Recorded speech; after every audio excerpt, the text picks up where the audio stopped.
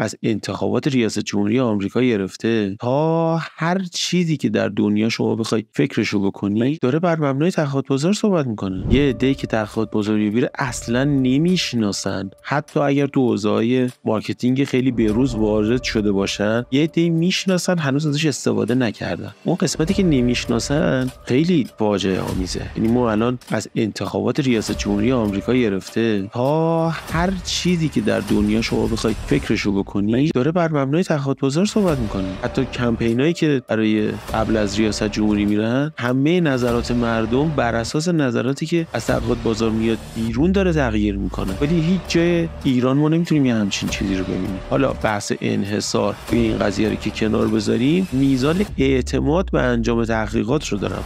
یعنی الان تو سطح مدیر عاملان شرکت‌های خیلی بزرگ سلیقه مدیر عامل داره مال میشه برای کلی مسئول ارائه خدمات، بستن پکیج، حتی تبلیغات. من یه لایه بالاتر میگم مثلا ما اعتمادمون متخصص کم.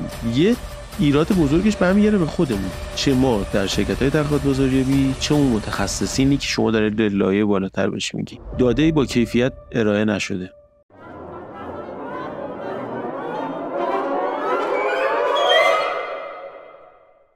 مهدی نجاری عزیز. مهدی یا مهدی؟ مهدی عزیز. خوبی؟ متشکرم. خیلی ممنونم که دعوت من رو قبول کردی و تو برنامه من حضور پیدا کردی. سلامت باشین، باعث افتخار. من طبق روال همیشه از مهمونان میپرسم که خودشون رو متخصص چی میدونن. شما خودتون متخصص چی میدونی مهدی جان؟ سوال سختی رو شروع کردیم. پس تخصص یه پیشینه‌ای نیاز داره که واقعا ورود به اون حوزه رو من چه از لحاظ اخلاقی چه از لحاظ تخصصی من خودم رو متخصص نمی‌بینم، ولی از لحاظ ورود به صنعتی که به صورت تخصصی انجامش میدهم، تحقیقات بازار. تحقیقات بازار، میتونی به من بگی که تحقیقات بازار اصلا کلا یعنی چی؟ چون این سوال زیاد از من پرسیده میشه. آره. 2 تا مقوله است، یکی تحقیقات بازار، یکی تحقیقات بازاریابی. اینا فرق میکنن با هم؟ بله که فرق میکنن. تحقیقات بازار و تحقیقات بازاریابی فرق میکنن. بله دقیقاً اسمش هم مشخصه دیگه. این تحقیقات بر روی بازار، این تحقیقات بر روی بازاریابی یا برای بازاریابی. حالا اگه بخوایم بازترش بکنیم، یعنی ما یه مارکت ریسرچ داریم، یه مارکتینگ ریسرچ داریم که عمده فعالیتی که الان در واقع مارکت ایران داره اتفاق میفته مارکتینگ ریسرچ هست، که یعنی در واقع تحقیقاتی که برای بازاریابی است. تحقیقات بازاریابی است، بازار نیست. تحقیقات بازار هم هست داخلش، ولی تحقیقات بازاریابی بیشتر داره انجام میشه. میتونی برام مثال بزنی چی تحقیقات بازاریابیه؟ تحقیقات بازار، چی بازار؟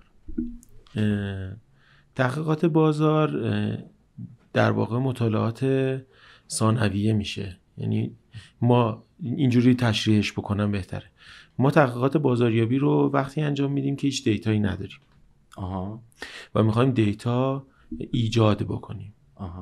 این ایجاد دیتا از یه منظری اتفاق میفته. ما اطلاعات رو جمع آوری میکنیم، حالا از طرق مختلف، حالا از طریق تلفن، از طریق مصاحبه‌های حضوری، از طریق هر سورس دیگه ای که جزء تحقیقات بازاریابی حساب بشه، ما اطلاعات رو جمع آوری میکنیم و بعد این اطلاعات دسته‌بندی میشن و آنالیز میشن در انتها و قابل استفاده میشن. این میشه تحقیقات بازاریابی. خلاصه دارم میگم، حالا اگر جایشو میس کردم بزرگانی که بعدا میشنفن اصلا ببخشید من میپرسم. تحقیقات بازار معمولاً برای مواردیه که دیتایی وجود دارد و ما روی اون دیتا یک فعالیتی رو انجام میدیم. تحقیقات بازار ما بهش میگیم مطالعات ثانویه یا سکندری ریسرچ، یا حالا اسامی مختلفی که داره. مطالعات کتابخانه‌ای هم تقریبا جزء همون دسته قرار میگیره. تحقیقاتی هست که بر روی دیتای موجود شما انجام میدی. یعنی مثلا در بازار میخواید ببینید که یک صنعتی چطور داره پیش میره، یا میخواید ببینید که شما در فلان صنعت ورود بکنید یا نکنید. تحقیقات اورنس جزء کدومشه؟ مارکتینگ ریسرچ. مارکتینگ ریسرچه؟ بله. شما میخواین اورنس رو اندازه بگیرید دیگه. اندازه گیری اورنس دیتایی براش وجود نداره. شما نمیدونید این میزان آگاهی از برند یا سایر موارد یا محصول وجود دارد بین مردم یا نه. میتونم اینجوری بگم که تحقیقات بازاریابی نتیجه نداره، فقط دیتا رو جمع میکنه. چرا نتیجه نداره؟ چجوری؟ نمیفهمم. یعنی اینی که تو توضیح دادی رو نفهمیدم. یعنی به عنوان یه لسنری که خب یه مارکتینگ هم دارم کار میکنم، من الان متوجه نشدم که به کدوم بخش از تحقیق باید بگم تحقیقات بازار، به کدوم بخش از تحقیق باید بگم تحقیقات بازاریابی. میگه اورنس بازاریابیه. خب یعنی ببین تو خطکش به من ندید که من بفهمم الان تحقیق بازار دارم یا بازاریابی دارم. خواهشم اینه که یه ذره ملموس‌تر بهم توضیح بدی یا با مثال حداقل به من توضیح بدی. بگی آقا اگر من برم مثلا در صنعت، فرض بفرمایید که نوشیدنی‌های میوه‌ای، نکتار درست میگم؟ نکتار. برم ببینم مثلا فرض بفرمایید که سلیقه مردم کدومه؟ سلیقه مردم مثلا آب آناناسه یا مثلا آب پرتقاله؟ بله. ها، این بازاریابیه یا بازاره؟ بازاریابیه. بازم بازاریابیه؟ بله. الله اکبر. خب پس توضیح بدید. یعنی یه جوری به توضیح بدید که بچه 5 ساله بفهمه که کدوم بازار. قطعا من نمیتونم این کارو بکنم ولی من نهایت سعیمو میکنم. تحقیقات بازار اسمش روشه دیگه. یعنی شما اگر بخواید که بازارها رو تقسیم بندی کنین، مثلا میگین ما یک بازار داریم، بازار همین مثلا نوشیدنی ها که مثال زدیم، این میشه بازار. خب این بازار نوشیدنی ها. تحقیقاتی که برای این بازار انجام میدهید، یعنی این که میخواید ببینید که این بازار به چه سمتی داره حرکت میکنه، بازار نوشیدنی های کشور، این میشه تحقیقات بازار. چرا؟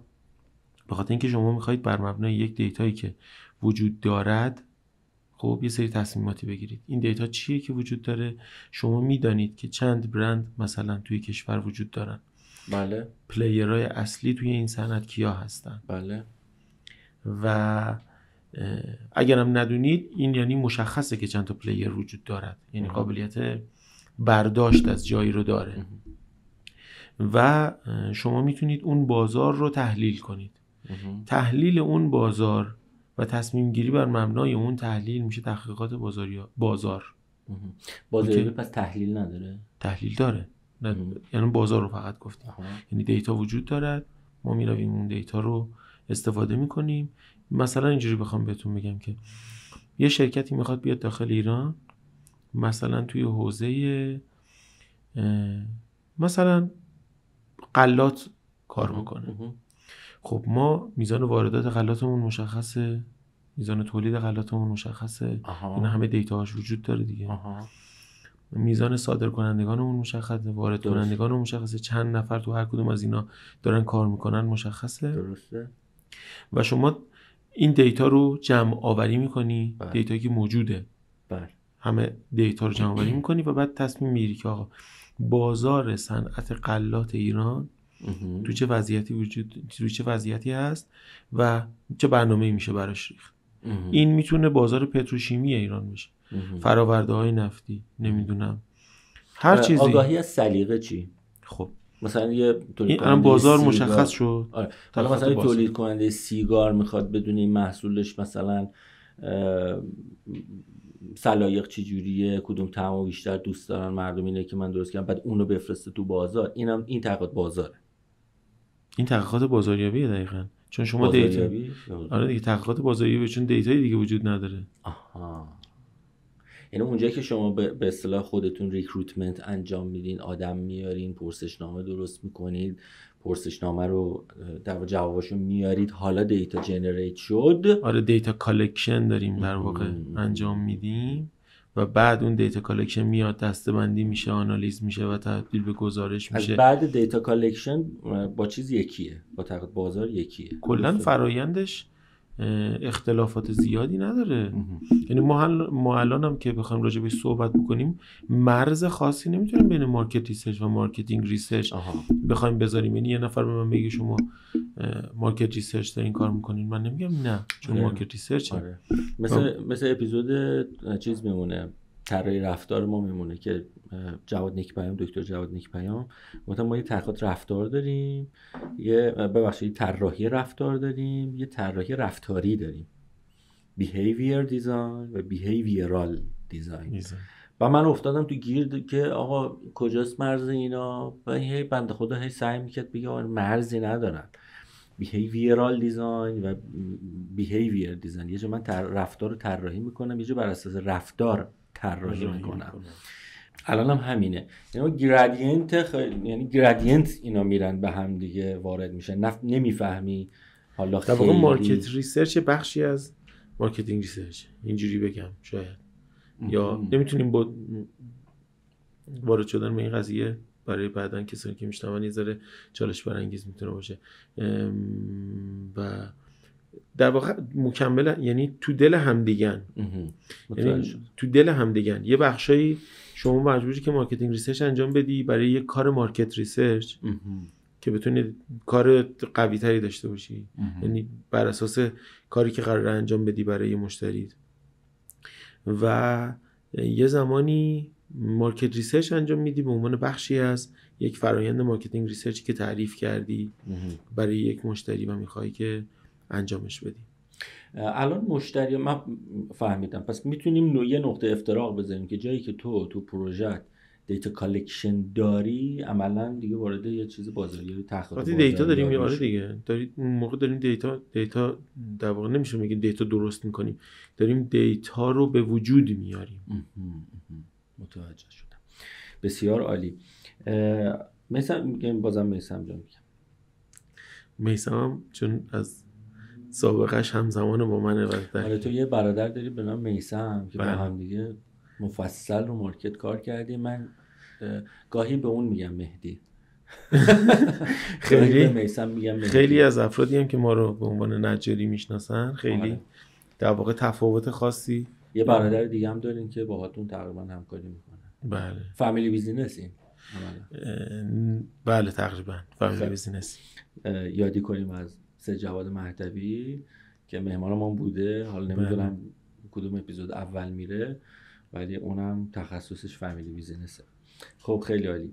مهدی جان یه سوالی که شاید بتونه با ما پرسپکتیو بده که الان تو مارکت تحقیقات بازار چه خبره، عمده مشتری‌ها رو کیا تشکیل میدن؟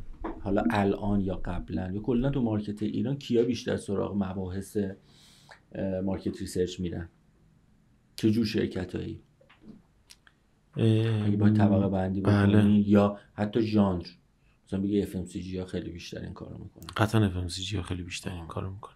و توی FMCG ها بیشتر فود و اینا دیگه، درسته؟ بله دیگه. نه تو عمدهشون کار میکنن. یعنی ولی عمدتاً FMCG هن. ما تو تقسیم بندی که برای مارکتینگ ریسرچ داریم توی فعالیت خودمون تمام صنایع رو داریم. و یکی از جذابیت‌های کارمون اصلا اینه که ما تو همه حوزه‌ها قابلیت اجرای کار داریم و یکی از در واقع انگیزه‌های موندن خودم توی این صنعت این جذابیت توی این موضوع که ما محصور به هیچ صنعت خاصی نیستیم. یعنی یه موقعی هست خودروه، یه موقعی هست تنباکوه، یه موقعی هست شوینده است، یه موقع از نوشیدنی، یه موقع از نفت و گاز، یه موقع خدمات بانکیه، یه موقع از داروهاییه که برای بیماران سرطانیه، یه موقعی هست خیریه است حتی. یعنی ما محصور به هیچ صنعت خاصی نیستیم. بیشتر بودجه رو کی داره خرج میکنه؟ بیشتر این بودجه رو شرکت‌های FMCG خرج میکنه. بعدش چون که اعتقاد و بودجه بندی دارن در ابتدای سالشون برای انجام تحقیقات بازار. چرا توشون مهم شده؟ چون که مصرف نه چون اند یوزر با FMCG بیشتر ارتباط داره دیگه. تعداد اند یوزرشون زیاده و نوسان تغییرات در FMCG ها زیاده. یعنی با شما شاید خیلی تغییرات تو بازار مسکن وابسته به اند یوزر نباشه. یعنی متأثر از اتفاقات دیگری است، متأثر از سیاست هست، اقتصاد هست، ولی متأثر، یعنی عرضه و تقاضا در بازار مسکن شاید خیلی وابسته به عوامل دیگری باشه تا خود اند یوزر. ولی در FMCG خود اند یوزره که تعیین داره میکنه که الان تو کدوم سمت حرکت بکنه و به چه نحوی. نمیگم اقتصاد و سیاست تو اند یوزر FMCG تاثیر نداره، که قطعا داره، توی کلاس‌های اجتماعی مختلف این اتفاق میفته، ولی خب خیلی بازی بیشتری توش اتفاق میفته و در واقع رقابت بیشتری چون هست. یعنی شما مثلا شاید توی صنعت پتروشیمی تعداد رقبا خب به مراتب خیلی کمتر و غیر قابل مقایسه است با صنعت FMCG. حتی یه شاخه از FMCG مثلا فقط توی نوشیدنی ها، باز تو نوشیدنی ها فقط نوشیدنی های آب میوه‌ای، یا تو خود نوشیدنی های آب میوه‌ای فقط نوشیدنی هایی که مثلا پاکتی هن، یک نفرن اصطلاحاً. تو خود اینا رقابت زیاده. خود تو FMCG مثلا توبکو دیگه خود شما میدین، درسته که مثلا ممکنه 2 تا 3 تا شرکت بیشتر نباشن، ولی تو تعداد برند، تعداد برند، SKU های مختلف، تنوع زیاد، رقابت زیاد میشه. رقابت بین برندهای خود یک کمپانی هم حتی ممکنه زیاد بشه. ما شرکت‌های بزرگی داریم، حالا من هی در مثالام دارم سعی میکنم که اسم چون نبرم یه مقداری توضیحات شاید تو مثالا سخت بشه، ولی خب ما شرکت‌های خیلی بزرگی رو داریم که توی صنعت مثلا شوینده دارن کار میکنن، همزمان توی FMCG خوراکیاش هم هستن، همزمان توی صنایع دیگه هم ممکنه کار بکنن و اینها برندهاشون گاهی اوقات رقابت میکنن با هم دیگه و اند یوزر داره در واقع مهاجرت میکنه از یه برند به یه برند دیگه با یه اتفاق. مدیر برند اینا معمولا دارن، اینا معمولا یه آدمایی رو دارن، مثلا 5 تا مدیر برند دارن که مثلا هر کدوم 2 تا 3 تا برند هستن و برن کار میکنن. به خاطر همین چون استراکچر خیلی گسترده است، به همون تناسب فروش داره صورت میگیره، به همون تناسب باید گام‌های سنجیده تری برداشته بشه و به همون تناسب گام مبتنی بر داده باید بیشتر و با دقت‌تر برداشته بشه. شاید گام اشتباه توی یک صنعتی غیر از FMCG تأثیرات خیلی کمتری داشته باشه تو صنعت FMCG. شما میدونید توی یه تبلیغات خیلی ساده ولی در حجم زیاد از یه محصول FMCG شاید بازی رو عوض بکنه، فروش یه کمپانی رو پایین بیاره، فروش یه کمپانی رو بالا ببره و این بالا و پایین شدن فروش شما میدونی لوجستیک رو درگیر میکنه، انبار رو درگیر میکنه، مارکتینگ رو درگیر میکنه، همه این اتفاقا هست دیگه. پس تصمیم گیری بر مبنای داده در شرکت‌های FMCG بیشتر هست و از طرفی کار کردن شرکت‌های تحقیقات بازار برای محصولات FMCG هم ساده تر هست به خاطر در دسترس بودن، به خاطر در دسترس بودن اند یوزرهاش. آره دیگه، تو خیابون میاد بالاخره از هر 5 نفر که بپرسی از هر 5 نفرش میتونی در مورد یه نکتار مثلا بله. یا مثلا میتونی از مثلا راجع به یه خمیردندون صحبت کنی که این 5 نفر هر 5 تاشون 5 تا خمیردندون مختلف رو استفاده بکنن. در واقع میتونیم بگیم کار بی تو بی خیلی سخت‌تره تو مارکت ریسرچ انجام دادنش. تو چیزام داشتی دیگه، من میدونم جزء مشتری پتروشیمی هم هستن. بله. خب اونا چطور؟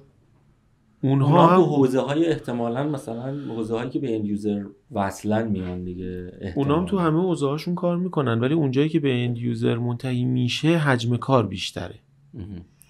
یعنی تو چه جور پروداکتایی که به مثلا به روغن موتور میرسه، به در واقع فرایند، یعنی محصولات پتروشیمی، مثلا بنزن، اتیلن، این محصولات. ولی باز فکر میکنم که تو اون حوزه هایی که به قول شما مثلا روغن موتور، روغن ترمز، آره در واقع محصولات پتروشیمی خودش اومده بیرون، دوباره تبدیل به محصول شده و برگشته تو مارکت. تو اونجایی که تبدیل به محصول شده باز دوباره کار بیشتری میشه. این اسپری خوشبو کننده و اینا معمولا پتروشیمی اینا رو تولید میکنن، درسته؟ مواد اولیه‌شون رو پتروشیمی تولید میکنن و دوباره کار برای پتروشیمی اصلا بی تو بی حساب میشه. ولی خیلی خرج میکنن به نظرم، درسته؟ نه همچنان FMCG ها بیشتر خرج میکنن. و جزء تاپ 3 هستن پتروشیمیا؟ تاپ 3 بین مشتری‌ها، خب شرکت‌های مختلف با در واقع مشتریان مختلفی کار میکنن. من اگه الان بخوام بگم باید ذهنم رجوع کنم به مشتریان خودمون و اونجوری بگم، ولی اگه بخوام به خود مارکت نگاه بکنم و همکارانی که توی این صنعت فعالیت میکنن و مشتریاشون چه دسته‌ای هستن، همچنان فکر میکنم که FMCG ها بیشتره. باز دوباره مثلا تو خدماتی ها، بانکی ها، تلکام، عرض به خدمتت که دارویی ها، پزشکی ها، اینا همچنان خیلی بیشترن از پتروشیمی ها حتی.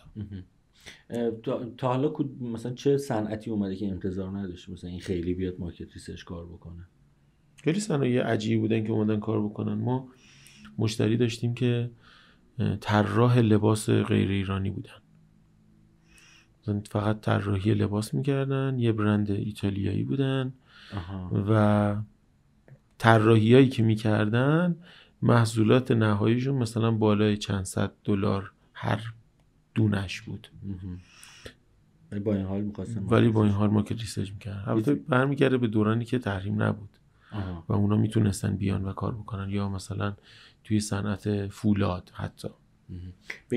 بین حالا باز موقعی که تحریم نبود یا بازار بالاخره بازتر بود، ایرانی‌ها بیشتر خرج میکردن یا خارجی‌ها؟ قطعا خارجی. چه نسبتی میتونی بهشون بدی؟ اون زمان که باز بود مثلا اگه در نظر بگیریم 100 ارزش مارکت شما بود که توش داشت هزینه مارکتیسش انجام میشد، چند درصدشو خارجی‌ها داشتن؟ 70% خارجی‌ها. بعد تو این تحریم و اینا چه اتفاقی برات افتاد؟ احتمالاً اینا خیلیشون رفتن دیگه. 70 که گفتم که هم گفتم تازه. ما سال 89 در شرکتی که کار میکردیم که شرکت مالتی نشنال مارکتینگ ریسرچ بود، شرکت سینوویت، ما 97% تو سینوویت بودی؟ من کانتری منیجر سینوویت بودم اون موقع. فرانسوی بود؟ نه انگلیسی بود. فرانسه چی بود؟ بعدن شرکت سینوویت رو شرکت ایپسوس فرانسه خریداری کرد سهامش رو و شرکت سینوویت کلا الان دیگه تو اینترنت هم شما سینوویت بزنید وارد وبسایت شرکت ایپسوس میشید. شرکت ایپسوس ماهیتا فرانسوی بود و ما مهاجرت کردیم از سینوویت به ایپسوس و من چند سالم مدیر اونجا بودم و بعد مجموعه خودمون رو راه اندازی کردیم. ما توی سینوویت 97% مشتریانمون غیر ایرانی بودن، یعنی اصلا مشتری ایرانی نداشتیم. گلوبالی میبستن احتمالاً دیگه، هم گلوبالی میبستن هم مشتری خاص برای ایران میومد. ولی ما اصلا یه استراتژی 3 ساله داشتیم اون زمان که باید این عدد رو مثلا به 30% برسونیم که مثلا 30% مشتریانمون رو ایرانی بکنیم. خب ولی الان 1% هم نمیتونم بگم مشتری خارجی، کلی دارم میگم و نه شرکت خودمون، فقط 1 یا 2 زیر 5%. این روی دانش صنعتتون اثر میذاره؟ من فکر میکنم وقتی شما با یه کشور، یعنی با یه کمپانی خارجی کار میکنی، ناخودآگاه یه سری علوم و یه سری تجربه ها میاد دیگه. 100%. اگر FMCG ما امروز قویه به خاطر اینکه یه روزی FMCG های بزرگی مثل چی بود؟ بزرگ اوجان بله که رانی و اینا رو داره بله. اینا اومدن. من اسم میبرم چون اعتقاد دارم اسپوردن خوبه. یا P&G. بله درسته، اینا تو ایران کار کردن، مفصل کار کردن. P&G که الان وجود نداره ولی اوجان وجود داره. اوجان هنوز هست تو ایران. بله. من فکر میکنم ورود این صنایع به ایران حتی تو لایه استارتاپی هم اینا خیلی اثرگذار بودن. یعنی وقتی اومدن شروع کردن اینوست کردن روی سرمایه در واقع استارتاپ ها و اینها، من فکر می‌کنم دانش و فرهنگ جدیدی رو وارد میکنن دیگه. به هر حال فضای رقابت هر چقدر که بزرگتر بشه پیشرفت توش هست دیگه. یعنی شما وقتی که رقیبی برای مبارزه باهاش نداشته باشی پیشرفت نخواهی کرد. یعنی شما ناخودآگاه توی هر بیزینسی که باشی، هر بیزینسی وقتی که بدونی رقیبی وجود نداره، قطعا ناخودآگاه ممکنه که کیفیت کارتون پایین بیاد. چقدر این جمله بدیهیه برای تو؟ برای من 100. مدیران شرکت‌های ایرانی چی؟ براشون 100 نیست؟ مدیران شرکت‌های ایرانی هم میدونن رقیب دارن نه، در رقابت پیشرفت وجود داره. پیشرفت میکنن. نمیدونم. میدونی چرا اینو پرسیدم؟ چون به نظرم خیلی بدیهیه. همه که یه کسی که 4 تا کلاس مثلا MBA یا مارکتینگ یا هر چی مدیریت رفته باشه، بحث بازار، بحث رقابت، بحث تولید علم و اینا رو بالاخره حداقل تئوری فهمیده یا شنیده. بعد من چطور میشه که میشنویم فلان صنعت چند تا شرکت نامه زدن که آره این مثلا این کره‌ای‌ها رو یا اینا رو جلوشون رو بگیرید، اینو نیان، از ما حمایت کنید. اینجوری چی میشه؟ فقط پول؟ یا آخرش میدونی که داره یه چیزی نابود میشه. من اجازه ازت میخوام که وارد این بحث نشم، ولی به نحو دیگه ای این قضیه رو بتونم توضیح بدم. من متوجه هستم که تو صنعت شما لیگال خیلی شدیده، درسته؟ یعنی که صنعتی هستین که بحث اینفورمیشن دارین. بله، ما چون NDA های سنگین داریم. بله. توی بحث پیشرفت در رقابت، ما وقتی رقیبی وجود دارد ما میگیم چرا پیشرفت اتفاق میفته؟ به خاطر اینکه یه محصولی، یه خدماتی رو اون شرکت داره ارائه میده که ممکنه مشابهش رو اون یکی شرکت ارائه نده یا تولید نکنه. پس این شرکت مجبوری که یه تلاشی بره بکنه که بفهمه که یا بتونه مثل اون رو تولید بکنه یا خلاقیتی از خودش به خرج بده که بتونه محصول یا خدماتی رو به وجود بیاره که از اون سرتر باشه.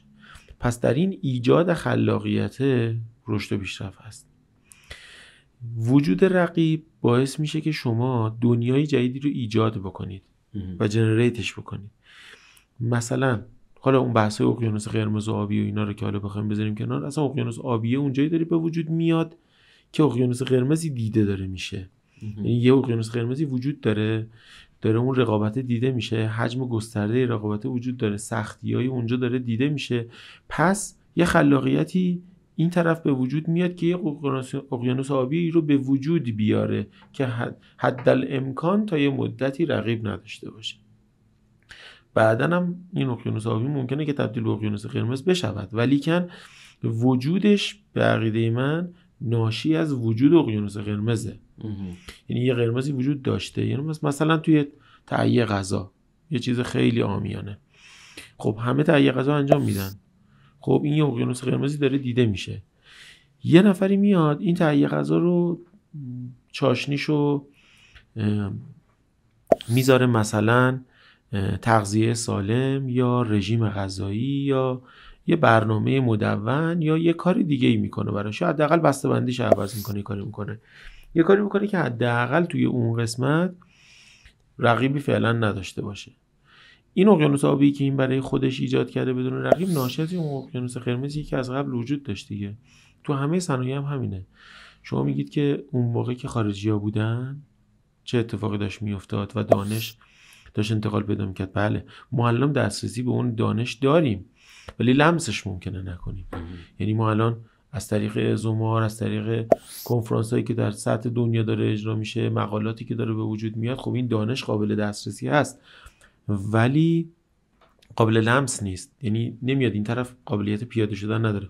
منتها در حضور شرکت های خارجی و در حضور رقیب خارجی، چون اون دسترسی به کل دنیا رو داره و داره چالش هایی که داره، چالش های جهانی رو داره با خودش حمل میکنه و داره از پس اونا برمیاد، ناخودآگاه شما چه از تو صنعت خودمون، چه از طراحی پرسشنامه‌اش گرفته، چه از ابزار تحلیلش گرفته، چه متدایی که داره اجرا میشه، شما مواجه میشی با یه سری اتفاقات جدید، یه سری دانش جدید، یه سری پیشرفت‌های جدیدتر و خود به خود پیشرفت میکنی.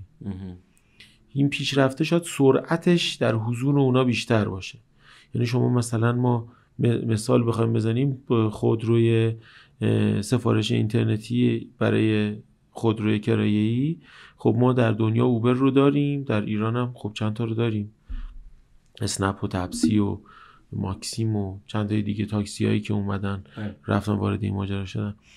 خب اگر که به فرض مثلا اوبر میتونست توی ایران باشه، نمیتونم بگم به جرئت، ولی قطعا کار اسنپ و تپسی خیلی سخت میشد، خیلی سخت میشد که بتونن با اون رقابت بکنن، چون به هر حال اون یه ایمیجی هم همراه خودش داره وارد اون کشور میکنه و وقتی میاد فارغ از اینی که اون لوکال نیست، برای اونجا نیست و یه پشتیبانی جهانی داره، اون یه سری باگا رو برای خودش از بین برده دیگه. یعنی تونسته یه سری کارا رو انجام بده، یه سری ایرادات رو رفع بکنه.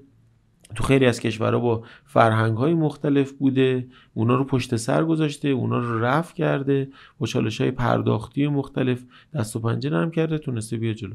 من خودم حمایتم قلباً از بیزینس‌های ایرانیه، یعنی موافقم که همه این شکلی حرکت بکنن، کارهای بزرگ بکنن و قطعا بتونن توی این مسیر حرکت بکنن، ولی حضور خارجی‌ها رو در واقع به نحوی پشتوانه انگیزه بخش برای پیشرفت میدونم.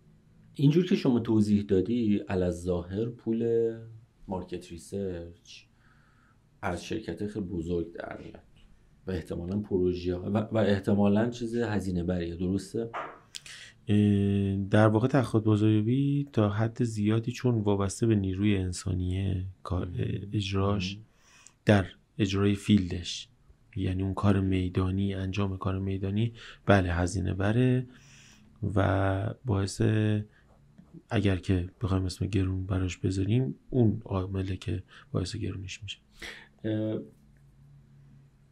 شرکت‌های کوچیک بیخیال مارکت ریسرچ بشن؟ نه ابدا. چه جوری میتونن وارد بشن؟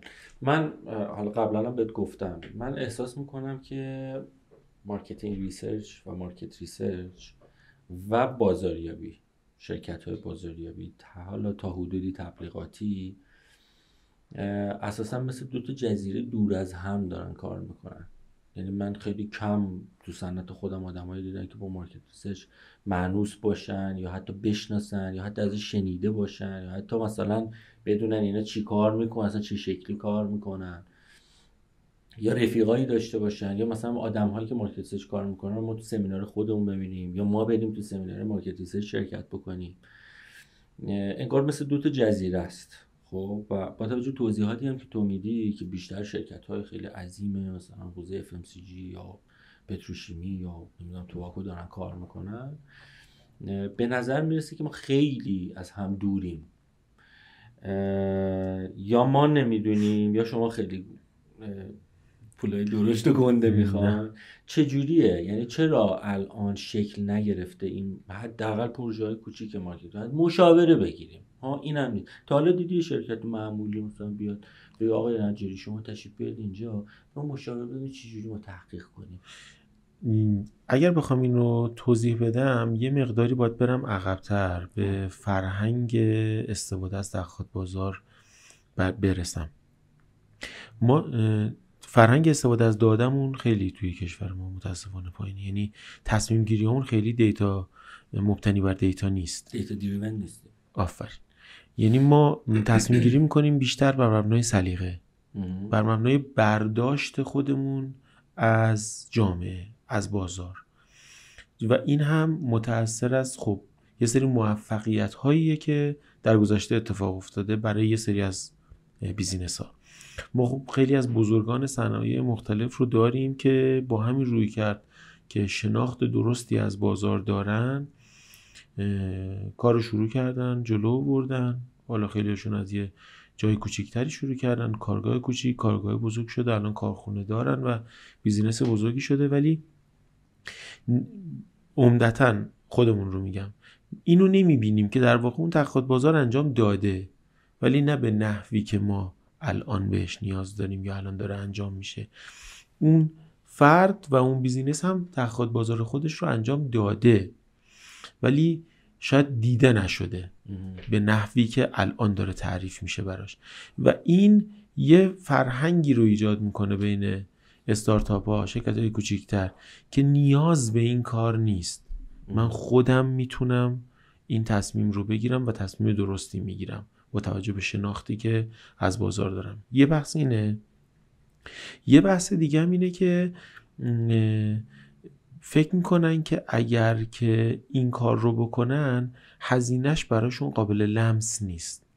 شما یه تبلیغاتی انجام میدی، مثلا میره رو بیلبورد رو داری میبینی مثلا 1 ماه این بیلبوردمو دارم میبینم توی این اتوبان و هر چی ماشین داره رد میشه من اون بیلبوردمو دارم میبینم، محصولم داره دیده میشه و ناخودآگاه قطعا خب یه تأثیری هم رو فروش خواهد داشت، بسته به اینی که اون تبلیغ چقدر خوب طراحی شده باشه. که ما حالا برمیگردیم میگم که حتی ما واسه بیلبورد هم کار تحقیقات بازار داریم، 3 مرحله پری لانچ داریم، در حین اجرای کمپین داریم و حتی پست کمپین داریم که بعدش ارزیابی بشه که چقدر اثر بخشه، که یکی از روش‌های بزرگ تحقیقات بازاره که اثر بخشی تبلیغات.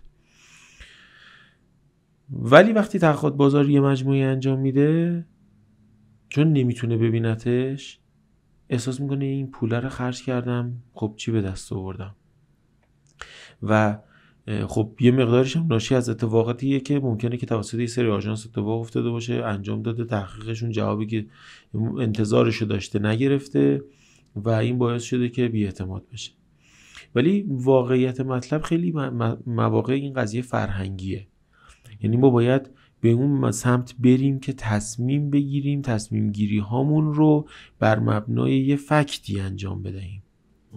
اون موقع است که شما دیگه فارغ از اینی که حالا چقدر هزینه داره، پروژه کوچیک پروژه بزرگ، مشاور میخوام بگیرم، با فریلنسر میخوام کار بکنم، با آژانس تحقیقات بازاریابی میخوام کار کنم، کارو برون سپاری کنم، داخل سازمانی انجام بدم یا غیره، اون موقع دیگه ماجرا کاملا تغییر میکنه.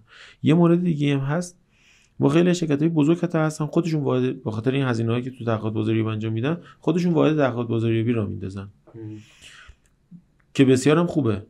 واحد تحقیقات بازاریابی ایجاد کردن خیلی اتفاق خوبیه، منتها چه تعریف کاری براش بکنی متفاوته.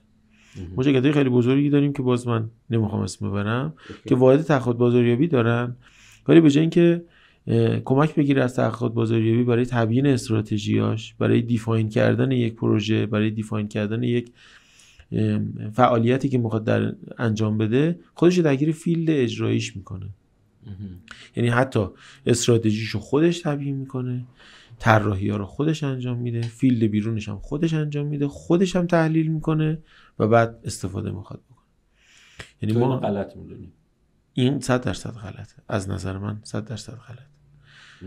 چون که علیرغم اینکه ممکنه که جوابهای مقطعی رو بگیره، این کار اصولی نیست. مثل این میمونه که من چون دارم تبلیغ زیاد میرم برم خودم بیلبورد بخرم.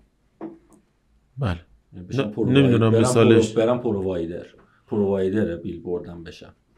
غلطه دیگه. حالا باز اون یه ذره شاید اثرش متفاوت باشه از اینی که خودشون تحقیقات بازار خودشون رو انجام بدن. من میگم چون مشتری بیلبوردها هستم همیشه، یا مشتری تلویزیون هستم، برام خودم تلویزیون رو بندازم. اولین اثرش برای این در تحقیقات بازاریابی اینه که شما ذهن سوگیری نداشته باشی. یعنی اصلا ترجیحی در ذهنت نداشته باشی. یعنی وقتی من مثلا راجع به یک بیسکویتی رو دارم راجع به شما صحبت میکنم، من نباید بیسکویت خاصی مد نظرم باشه که از شما سوال میکنم که شما 4 تا از برندها رو مثلا مثل ویتانا، مثل گورجی و بقیه رو اسم ببرید. شما باید نه سوگیری داشته باشم نه سوگیری ایجاد بکنم. شما هر نظری بگی ما اون نظر رو باید ببینیم، بسنجیم.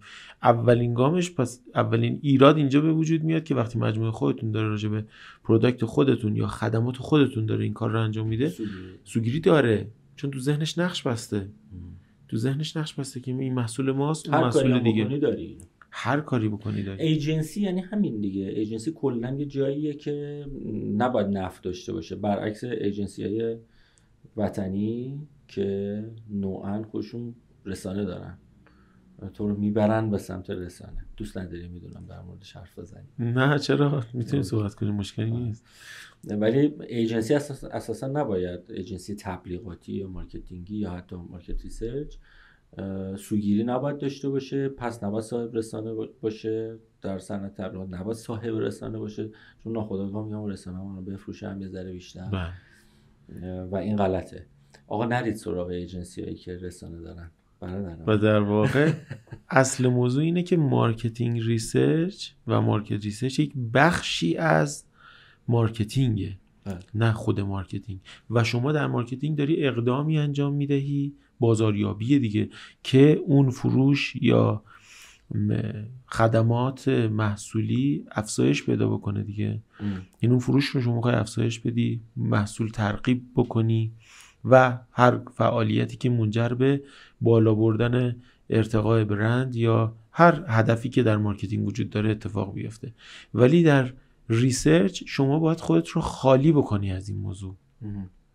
یعنی اگر مثلا داری برای یه بانکی کاری رو انجام میدی، شما دیگه نباید تفاوتی ایجاد بکنی در ذهن خودت که چه بانکی چه خدماتی، تا بتونی کار درست انجام بدی، که تحقیق درستی انجام بدی، نتیجه درستی بتونی بگیری و راهنمایی درستی بتونی بکنی.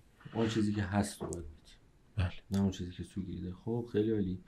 آخر شرکت‌های کوچیک چجوری میتونن کار کنن؟ شرکت‌های کوچیک باید مراجعه کنن.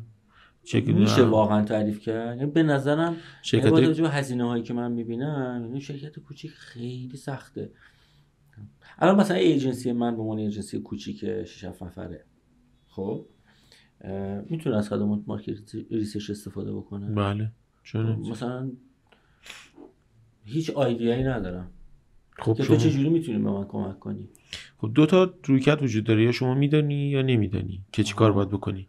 اون موقعی که میدونی چی کار میخوای بکنی ولی راهش رو نمیدونی، یعنی راهش رو بلد نیستی، یا میخوای راهش رو از طریق دیگه انجام بدی، اون موقع میری میگی که من میخوام مثلا با این مشتری، یعنی هدف رو منظور میدونی، نیازت رو کاملا آشنایی داری با نیاز خودت و میری این رو با یک شرکت تحقیقات بازاریابی در میون میذاری. شرکت تحقیقات بازاریابی میاد به شما راهکار میده، میگه که خب اینی که میخوای شما انجام بدی به این طریق میشود که انجام میشود. به چه طریق؟ مثلا شما میگید من مشتریام شرکت هایی هستند که دوست دارن فعالیت مارکتینگی از قبیل SEO، از قبیل دیجیتال مارکتینگ و انجام بدن.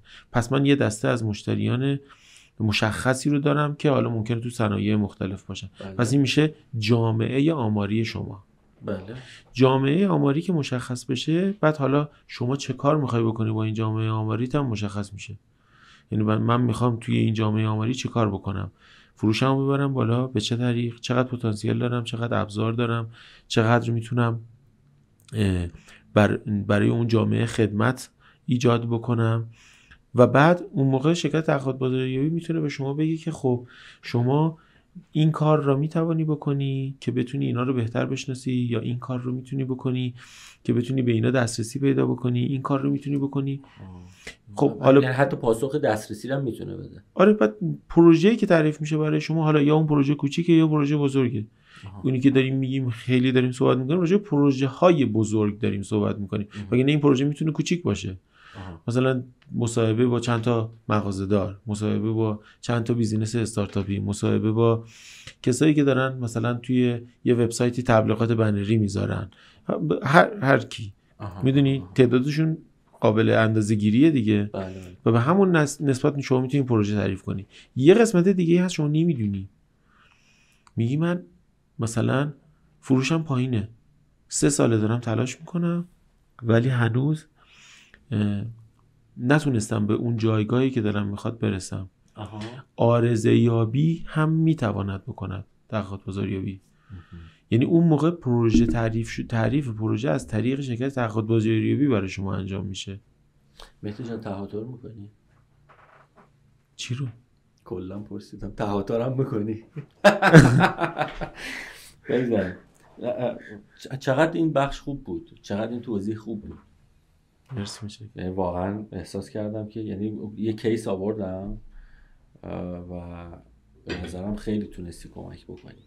چون گاهی ذهن محدود میشه به این که تحقیقات بازار میره مثلا به تو آمار میده که آقا اینا چند نفرن، اینا چه جوریان، اینا چه جوریان، در حالی که من مثلا پرابلمم دقیقاً میتونه این باشه، یا من شرکت کوچیکم میخوام مشتری بیشتری بگیرم، سراغ کدوما برم که مارجین سود بیشتری داشته باشه، کانورت بیشتری داشته باشه، میتونم. بله. تو این جواب هم میتونی بدی.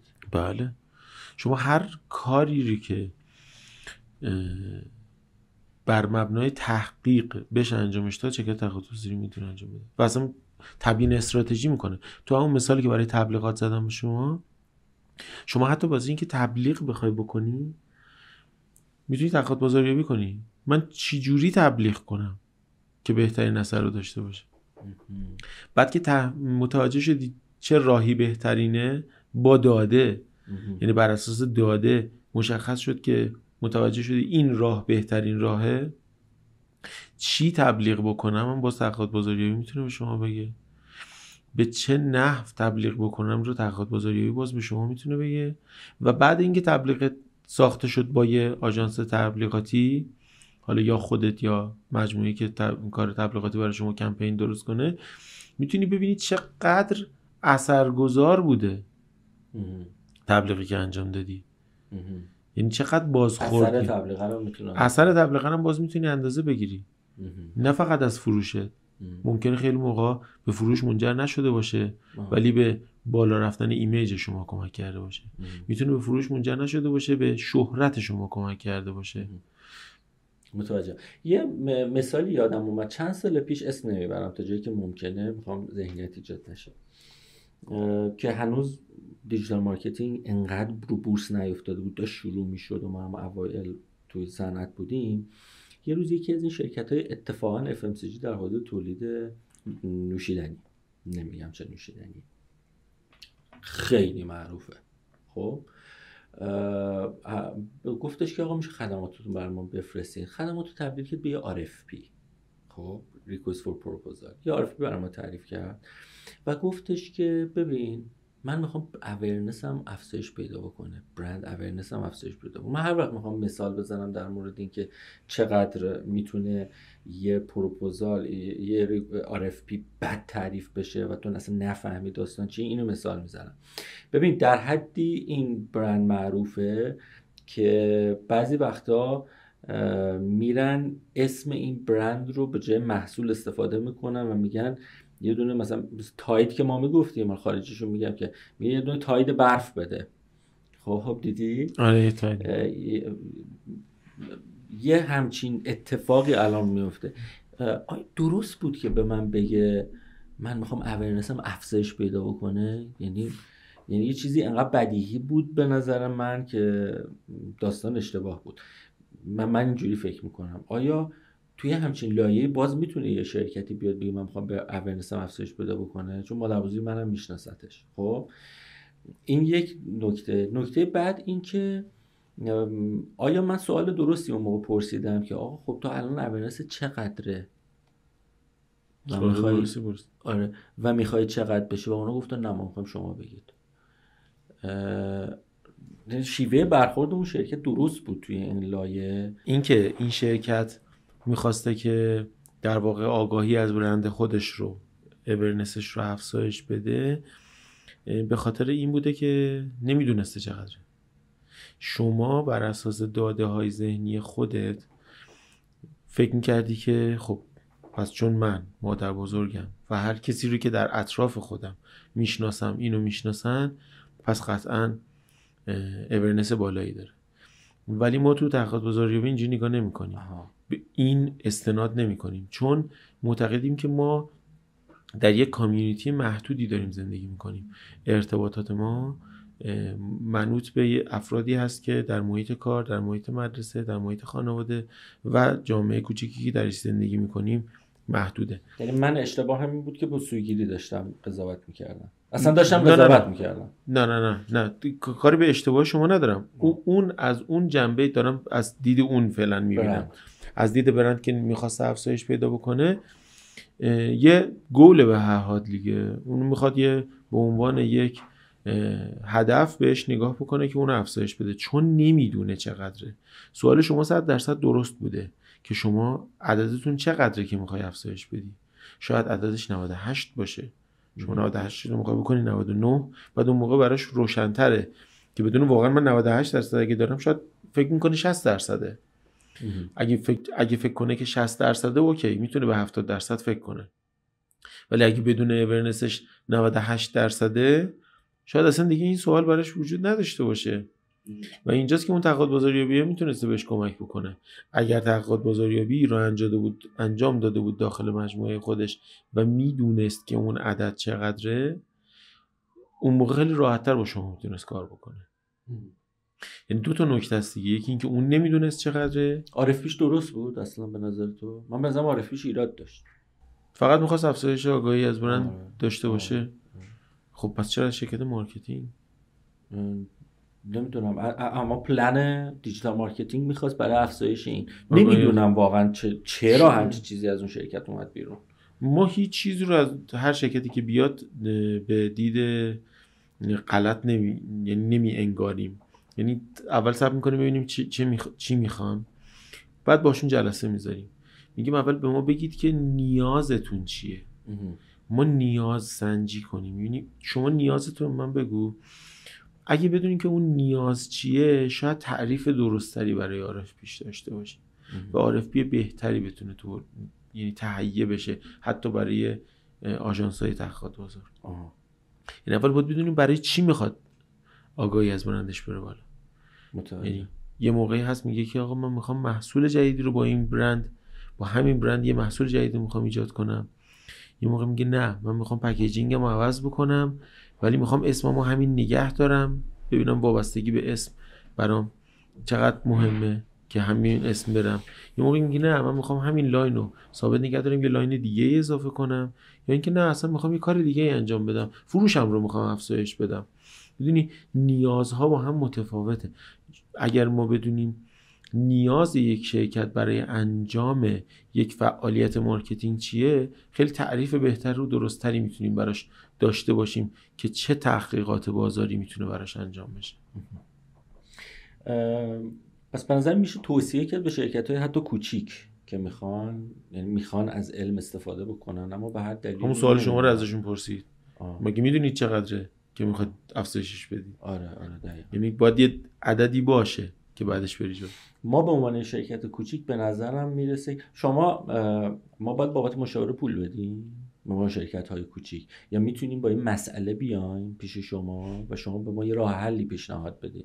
یعنی مثلا بیام به شما بگم که آقای نجیب من آژانسم نمیفروشه، من الان فروشم کمه، من الان لید ندارم، سرنخ ندارم، حتی نمیدونم من اگریسیو عمل کنم، یعنی من برم سراغ شرکت ها یا برم تبلیغ بکنم شرکت ها بیان.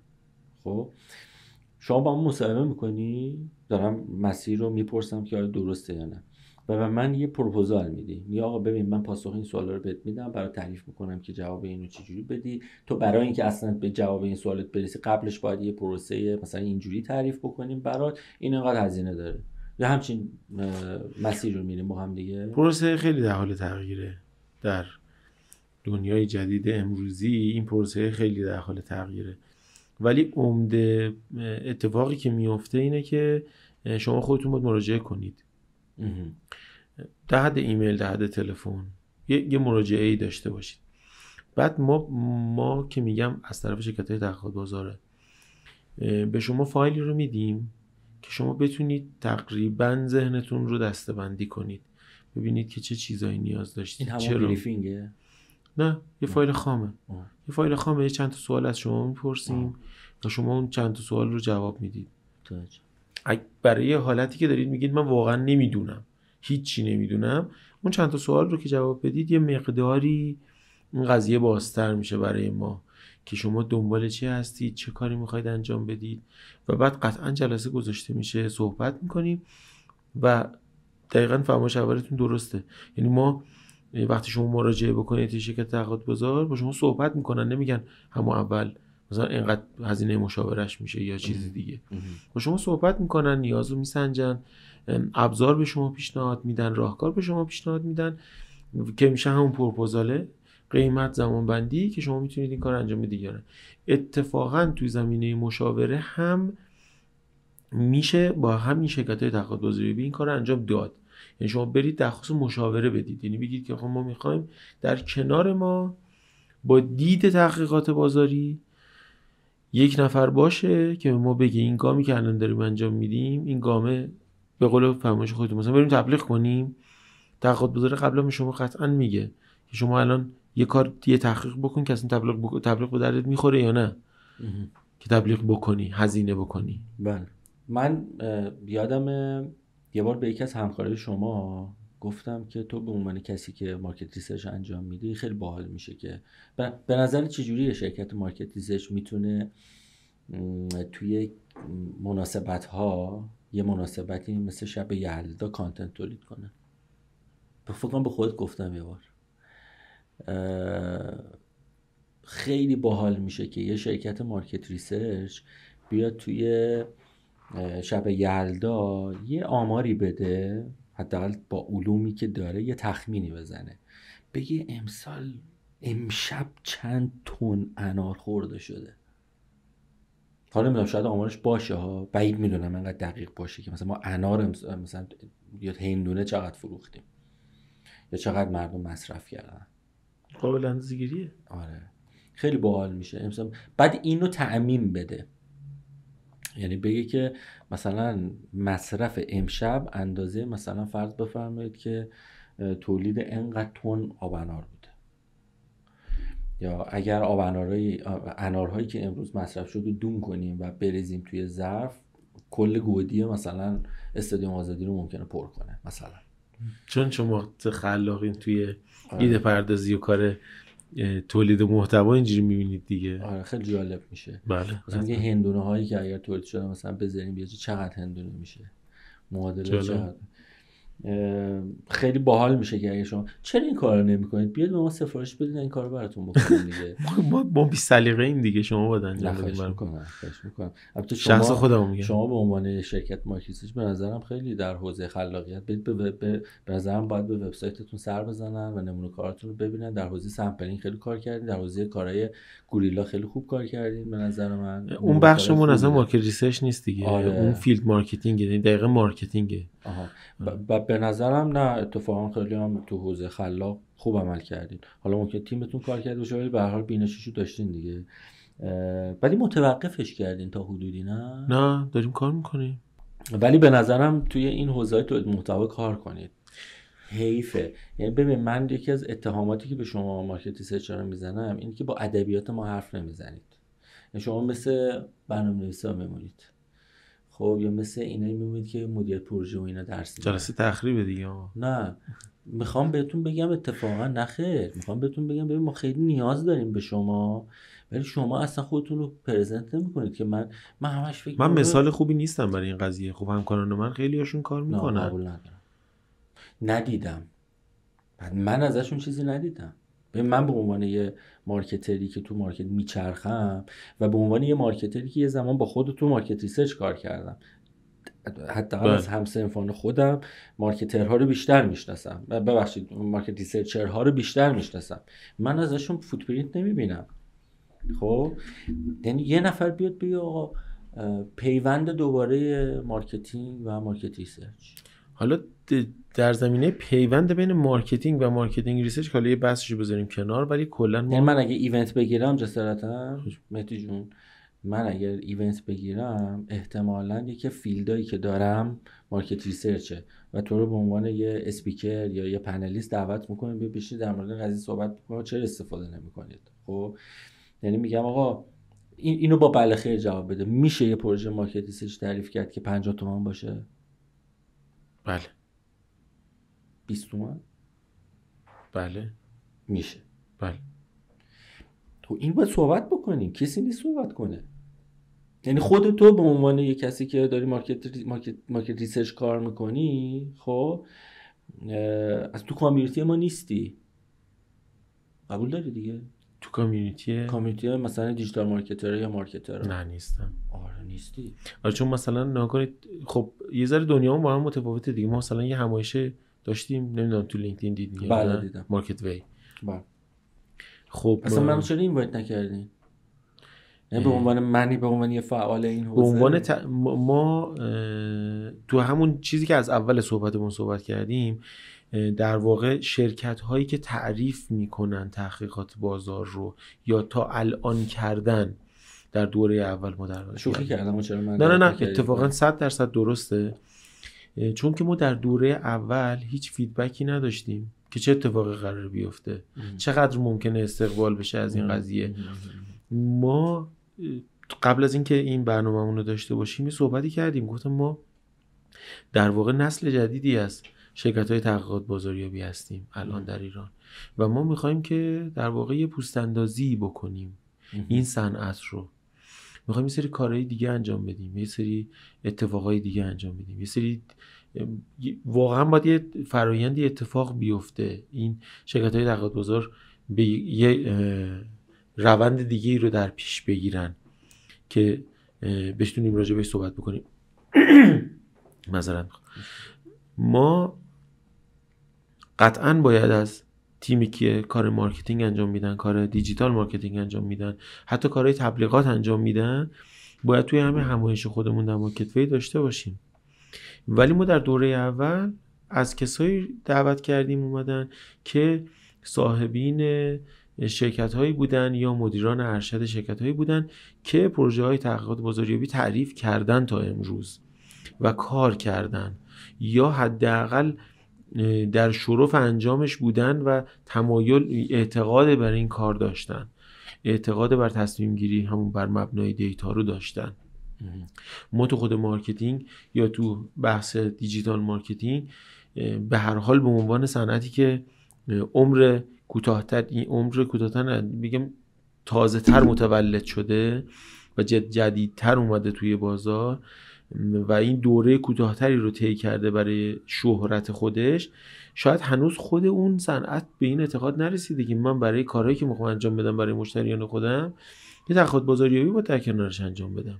شخص شما رو نمیگم، شاید شما چون قطعا سابقه مارکتینگ ریسرچی داشتین اعتقاد به این قضیه دارین و قطعا هم تو کارهای خودتون هم انجام میدهید، ولی عمدتاً نمیتونم منم اینو ببینم. یعنی من درخواست هایی نمیتونم ببینم از طرف افرادی که کار دیجیتال مارکتینگ انجام میدن، کار تبلیغات انجام میدن که بیان بگن آخه این بخش رو ما میخوایم برای خودمون کار تحقیقات بازاریابی انجام بدیم که بتونیم کار بهتری انجام بدیم. ببین متوجه صحبتت میشم ولی من میگم که ما احتمالا مثل یه زن شوهر میمونی که اون یکی منتظره که اون یکی بیاد بوسش کنه. خب اون چرا بوسم نکنه؟ آخه من منتظر بودم اون بیاد بوسم کنه. میگم یا مثال واضح ترش اینه، من 1 سال توی شهرکی زندگی بکنم، همیشه برای خرید مثلا فرض بکن فلان مسئله فلان داروخونه اصلا پا میشم یه مسیر طولانی رو میرم میخرم، در حالی که کوچه پشتی من داروخونه بوده و اون داروخونه نکرده بیاد سر کوچه یه دون تابلو بزنه آقا هیریز داروخونه. این شما میگین که تا حدی قبول دارم یعنی کار مارکتینگ برای شرکت‌های مارکتینگ ریسرچ خیلی اتفاق نیفتاده. یعنی من اصلا شما رو پرزنت نمی‌کنم، من پرزنت شما رو نمی‌بینم که آقای مارکتر بابا تو به 20 تومن هم میتونی کار مارکتینگ انجام، مارکت ریسرچ انجام بدی. خب با 50 تومن هم میتونی بابا یه جوابی سوال تو من بهت میتونم بدم، بابا بیا من مشاوره بدم، آقا ایونت میذارم. ببین چرا من در مورد مارکتینگ تکنولوژی دیدم تو سمینارهای مختلف دیجیتال مارکتینگ و مارکتینگ آدم میان صحبت میکنن، در مورد اچ آر صحبت میکنن. خب اچ آر چقدر ربط داره به حوزه من؟ ربط داره ها. مارکت ریسرچ چقدر ربط داره؟ مارکت ریسرچ ابزار من تو داره میگه آقا من زیر مجموعه مارکتینگم. اچ آر یک وسیله است، یک چیزیه که چین لازمش داره. اچ آر میاد صحبت میکنه نمیدونم اینو صحبت، ولی من تا حالا یه اسپیکر ندیدم، یه اسپیچ ندیدم، یه پنل ندیدم در مورد این صحبت بکنه آقا من کجای این داستانم، من کجا میتونم کمک بکنم. شما میگین ما باید خودمون میومدیم یا باید؟ نه میخوام بهت بگم که ببین همون حکایت هست دیگه. من هیچ وقت این کوچه پشتی نرفتم، راهم نیافتاده، اصلا نمیدونستم کوچه پشتی هست، نمیدونستم هست. از اون ور تو هم هیچ وقت نیومدی و یه تراکت پخش بکنی. خب ببین یه مثال ساده برات زدم، آقا توی مارکت ریسرچه هیچ وقت نیومدی به این فکر بکنی که آقا من توی مناسبت شب یلدا خیلی من این واقعا ایدم تو رو خدا بیان یه شب یلدا که نزدیکه خواهش میکنم بگید چقدر انار مصرف شد، آرزو به دل نمونم من. خب که آقا من این محتوا اینقدر انار مصرف شده، من به نظرم 4 نفر میتونن به من بفرستین من یه بار شریک بکنم، مثلا آقا 100 تا مارکت ریسرچ، یعنی مثلا اون داستان 1000 تا میخو سوپرمارکت نشه که 1000 تا میخ دارین 1000 تا میخ دارین چقدر میخ دارین؟ نه حداقلش میدونم آقا یه چیزی این که تهیه کرده یک شرکت مارکت ریسرچ. عرض کردم دیگه فعالیت مارکتینگ برای ماها ترغیب مشتریان به انجام تحقیقات بازاریابی خیلی صورت نگرفته و ما استارتش رو در مارکتینگ در واقع به این نیت زدیم.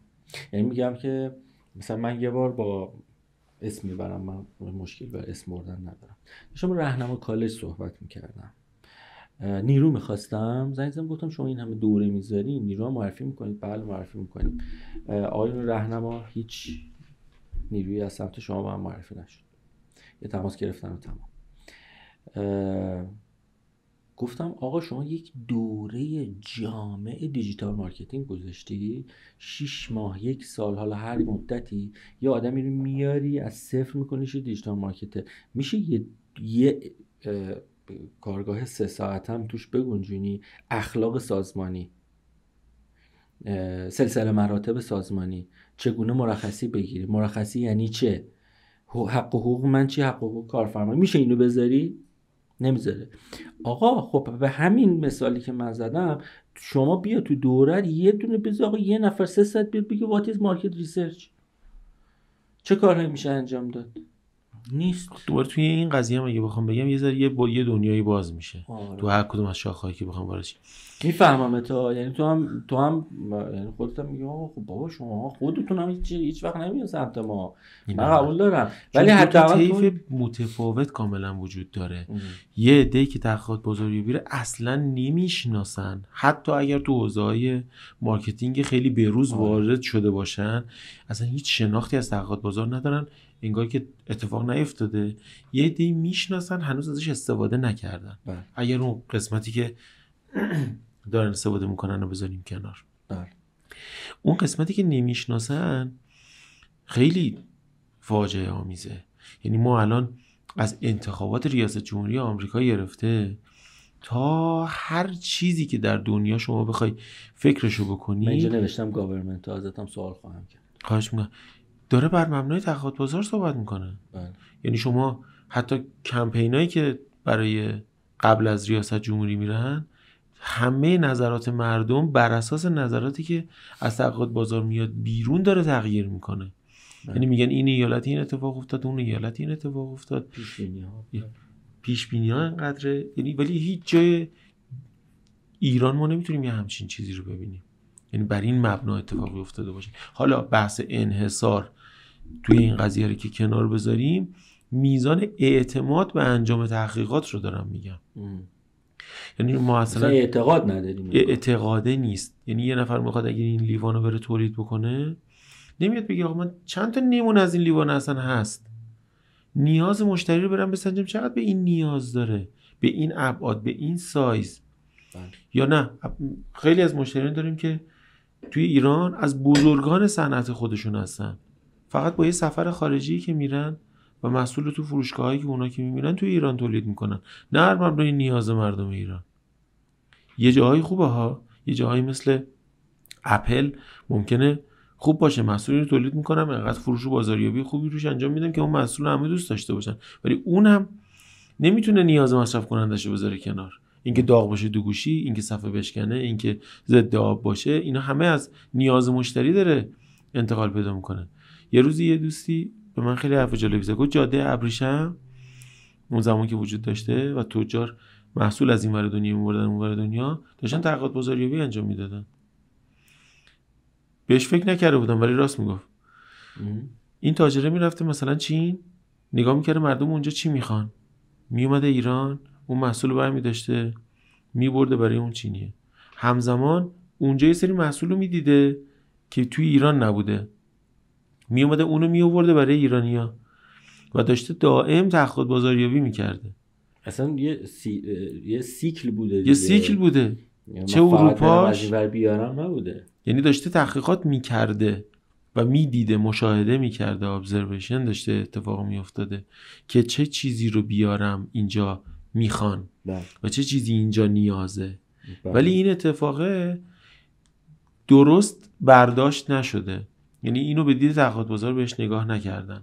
یعنی همه فکر کردن که اون نظر شخصی اون آدمه و همه دارن برنامه شخصی خودشون پیش میرن. یعنی الان تو سطح مدیر عاملان شرکت‌های خیلی بزرگ سلیقه مدیر عامل داره توی شرکت ایرانی داره اعمال میشه برای تولید محصول، ارائه خدمات، بستن پکیج، حتی تبلیغات.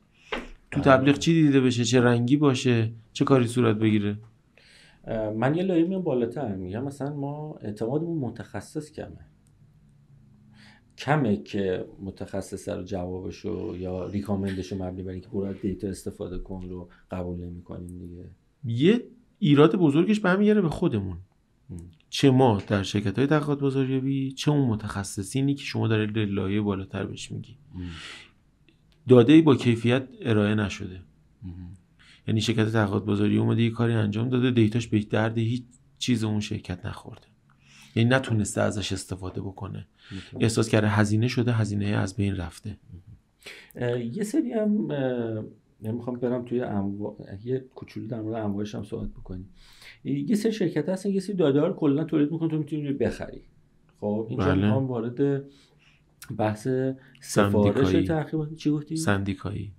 یعنی به اینا میگن تحقیقات سندیکایی. تحقیقات سندیکایی یعنی در واقع شما تحقیق رو برای یه صنعتی کامل انجام بدی. یعنی مثلا تو حوزه مالی بری تحقیقاتی رو انجام بدی، تحقیقاتی که مثلا شرکت 8 سالیانه تولید میکنه، تو میتونی این نسختشو بخری. بله. یا بخشیشو بخری. من این قسمتشو میخوام.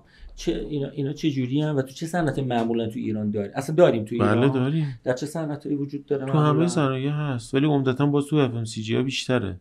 یعنی خواستگاهش تو اف ام سی جی ها بیشتره. یعنی مثلا شرکت‌های اف ام سی جی میخوان بدونن که تو 6 ماه گذشته مثلا میزان فروش فلان اسکیو از فلان محصولشون به چه نحو بوده در مقایسه با رقبا. قاعدتاً بیشتر روی حوزه‌هایی که باز خیلی هم تعدد ریکوست بالاست، هم دیتا به اند یوزر وصله، هم ثابت شده که این صنعت مثلا تحقیقات بازار و دیتا توش خیلی، ولی اونا تو ایران خیلی اون دیتاهای قابل فروش رو من معتقدم که خیلی قابل استناد نیستن. چون که ما جامعه فوق‌العاده با سرعت تغییر زیادیه. یعنی شما یه محرم میشه رفتار مصرف کننده تغییر میکنه، یه محرم زوم میشه رفتار مصرف کننده تغییر میکنه، قیمت بنزین تغییر میکنه. آره در مورد رفتاری یه چیزی رو فکر کنم خودت بهم گفتی که یا نمیدونم یکی دیگه به من گفت، ما یه سری شهرهایی داریم مثل تبریز، خودم گفتم. آره تو گفتی اصفهان اینا کلا رفتارش، یا تبریز به خاطر اینکه منطقه آزاده اصلا تو کلا این سری ریسرچ نمیتونی توش انجام بدی. ها درسته؟ نه میتونی همه چی انجام بدی، منتها رفتارا واقعا تو بعضی ما چون کشور ما از کلا میرن از عرس برمیدارن جنسای کلا متفاوتی مصرف میشه ظاهرا. خب بستگی داره به چه جنسی داریم اشاره میکنیم یا تو ذهن شماست یا لباس. نه ما داریم، حتی تو خوراکی هم داریم. هر کدومشون پلیرهای مختلفی توی صنعت خودشون تو اون شهرها دارن، ولی دقیقا مثل فروشگاه ها میمونه که ما مثلا تو تهران یه سری فروشگاه زنجیره‌ای داریم که ممکنه تو کرج فرق کنه، تو شیراز فرق کنه، توی تبریز هم به همین نسبت. محصولاتمونم باز برمیگره به عادات مصرف و خرید مردم. ما مثلا میزان مصرف برنجمون ممکنه توی یه استانی بیشتر باشه، میزان مصرف برنج توی استانی کمتر باشه، از طرفی گوشت بیشتر باشه. عجیب ترین دیتایی که تا حالا گرفتی چی بوده؟ مثلا چیزی باورت نشده همچین فکتی هست تو تحقیقاتی که انجام دادی؟ به برند اشاره نکنم، به یه رفتار میتونی بهم بگی تو این چند سال؟ خب خیلی اتفاقای عجیب میفته. یعنی ما رفتار مصرف مثلا توی طعم یکی از نوشیدنی‌ها من خیلی جالب بود. مثال بزنی مثل برنجی که گفتی. آره ما مثلا نوشیدنی‌ها پرتقال بود، همه ایران شیرینش رو دوست داشتن، یه استان اون بود ترشش رو دوست داشتن.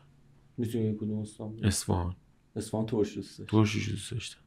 و ما چون فکر می‌کردیم که ایراد از تیم خودمون ممکنه باشه، دیتا اینجوری اومده، اونو کل حجم نمونهش رو دوباره از اول تکرار کردیم و باز به همین جواب رسیدیم با یه تیم دیگه که باز به همین جواب رسیدیم که این طبع فرق می‌کنه. بعد یه سری مطالعات، یعنی اون مطالعه کمی بود راجع به فریکوئنسی ها و اینا بود، ولی ما یه سری مطالعات کیفی هم انجام دادیم با افراد مختلف.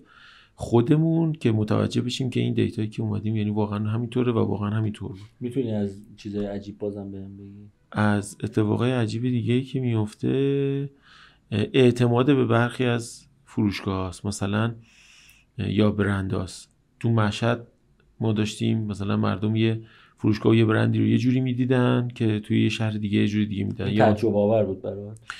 جالب بود برام، تعجب آور. خیلی ما شگفت زده نمیشیم چون در طول پروسه هستیم، خیلی شگفت زده نمیشیم. یا مثلا توی محصولات فرآورده‌های گوشتی مثلا کلا سمت تبریز و ارومیه رفتار کاملا متفاوتی داشتن. چی تفاوت میکنن میتونی بهمون بگی؟ تو برندایی که استفاده میکردن دیگه، تو برندایی که استفاده میکردن، تو نحوه چیزایی که یعنی تو پروداکت. تبریز ظاهرا خیلی انگار فهمید. تو شیراز رو یادم رفت بگم، توی بحث تنباکو و سیگار و اینا کلا شیراز کاملا متفاوته، تمام ایران متفاوته. با تمام ایران متفاوته. توی باز تو برند؟ نه تو سلیقه مصرف. حالا باز اگه بگم دوباره قضیه NDA میشه. آره، ولی اینجوری بهتون میگم که اگه یه نفر پروژه داره تعریف میکنه، مثلا اگه توی تمام شهرها داره پروژه رو تعریف میکنه، شیرازو کاملا جدا تعریف میکنه براش. یعنی حجم نمونه‌ای که از شیراز میگیرن خیلی نزدیک حجم نمونه‌ای که از ممکنه تهران بگیرن. چون رفتارشون کاملا توی استفاده از مصرف سیگار کاملا متفاوته. ما احتمالاً ما یه کشور داریم، یه شیراز و تبریز داریم، اینا انگار فرق میکنن. میگم باز بسته به محصول کاملا متفاوته. حالا من تو دو تا مثال حرفات انگار زیاد میبینم، شیراز یه جور، تبریز مثلا یه جور. نه، کلا قومیتامون کاملا متفاوتن. مثلا من میتونم الان دوباره مثال فکر کنم، اهوازی‌ها رو کاملا توی سه چیزایی متفاوت ببینم. تو مصرف قند مثلا خیلی اینجوری اتفاق میفته. تو مصرف قند شما مثلا توی یزد خیلی قضیه عجیب و غریبه. مصرف قند خیلی زیاده. هم تو خوردن شیرین تو تبریز و یزد، چیزای شیرین خوردن تو تبریز و یزد به نسبت همه استانامون خیلی بیشتره. عجیب ترین مارکت ریسرچی که انجام دادی چی بوده؟ محصول عجیب بود. کار عجیبی نبود. آره، چون محصول یه جوری بود که خیلی فان بود، خیلی مشتریان جذابی داشت ولی خب قابلیت عرضه در بازار ایران تو اون مقطع زمانی رو حداقل نداشت. شاید الان باشه، مثلا بشه بیاد کارم بکنه، حالا در حد فروش اینترنتی و اینا بشه انجام بشه، ولی اون موقع تو اون بستر زمانی که مثلا شاید 12 سال قبل بود، چون فروش‌های اینترنتی اون موقع اصلا وجود نداشتن یا اگر داشتن در حد خیلی کوتاه بود، قابلیت کار کردن نداشت. نه، ما آخه واقعا هیچ موقع شگفت زده نمیشیم از عجیب بودن کار تحقیقات بازاری. یعنی ما تحقیقات بازار واسه یه ماشینالات خرد کشاورزی انجام دادیم، تحقیقات واسه صنعت خودروی کشور خودمون رو انجام دادیم. هدایای ولنتاین، همه چی. ما همه چی توی این مثلا 15-16 سال گذشته بوده که من مثلا حداقل باهاش یه بار مواجه شده باشیم یا یه بار تو اون حوزه کار کرده باشیم یا بهش برخورده باشیم. بزرگترین پروژه مارکت ریسرچی که انجام دادی،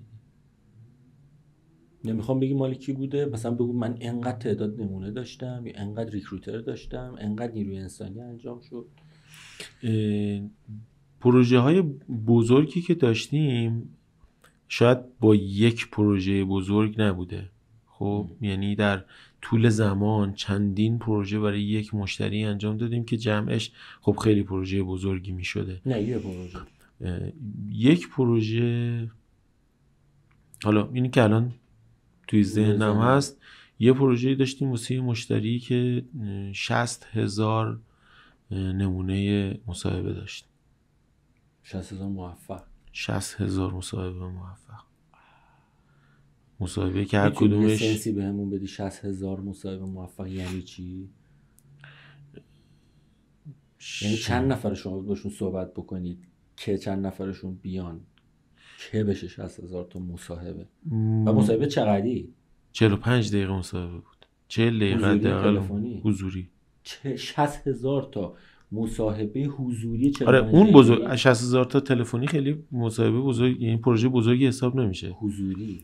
چون حضوری بود و مدت زمان مصاحبهش طولانی بود، خیلی پروژه بزرگی بود برای ما در اون مقطع زمانی. حالا شاید هم پروژه بزرگتر قبلترش انجام داده باشیم الان حضور زن نداشته باشم، ولی اون بود. و پروژه تلفنی ما مثلا پروژه تلفنی داشتیم که ماهی تقریبا 50,000 تا یعنی تماس تلفنی برقرار می‌کردیم. ولی اون پروژه‌ای که دارم میگم چون حضوری بود خیلی به چشمم اومد، تقریبا 120,000 تا ما در واقع مصاحبه داشتیم که به اونقدر موفق برسیم. سریع ترین پروژه‌ای که انجام دادیم، یعنی مثلا یه تعداد خاصی رو مثلا توی یه مدت زمانی مثلا با خود گفتی این رکوردی من زدم. همون پروژه رو ما تو کلا 56 روز انجام دادیم. 60,000 تا روزی تقریبا 1000 تا تقسیم که بخوای بکنی اینجوریه، ولی روزیش خیلی بیشتر از 1000 تا میشد چون تو کل ایران بود پروژه. بسیار. یکی از پروژه‌های خیلی سریعمون بود. پروژه سریع زیاد داشتیم. یعنی پروژه داشتیم و 2 هفته‌ای بود. مشتری لهستانی بود. یه کار انجام دادیم تو 2 هفته. تو 2 هفته مطالعه انجام دادیم باش. یه سوال بی ربط میخوام بپرسم. به نظر تو استراتژیک ترین محصول حوزه خوراکی برندها که بسته‌بندی داره و فلان و اینا، میدونم گوشت و برنج و اینا هست، مثلا فرض کن تو بیسکویتا، مثلا تو شکلاتا، محصول استراتژیک مال کدوم برنده میگی؟ من یه دونه دارم. من نمیگم. نمیگی؟ اسم نمیبری؟ آره چون استراتژیک از نظر منه. یعنی دوست نداری در مورد صحبت؟ آخه من شما که یه سوالی از من میپرسین، من ذهنم همه اینا رو میره نگاه میکنه. یعنی شما مثلا میگه استراتژیک تو صنعت خوراک، من همون لحظه دارم نگاه میکنم خب فرآوردهای گوشتی هست، برنج هست، این ساشه های قهوه آماده هست، عسل هست، شکر هست. جالب مدل فکر کردن. آره من یهو دارین شما میگه استراتژیک، خب من میگم خب همه اینا توی سبد خانوار هست و من نمیتونم بگم الان استراتژیک مثلا روغن. نه برای اون برنده خیلی استراتژیکه. خب برای هر برندی هم دوباره یعنی جوابم همش میشه بستگی داره و قشنگ نمیشه. نه این نگاه واقعا ریسرچی رو میرسونه دیگه.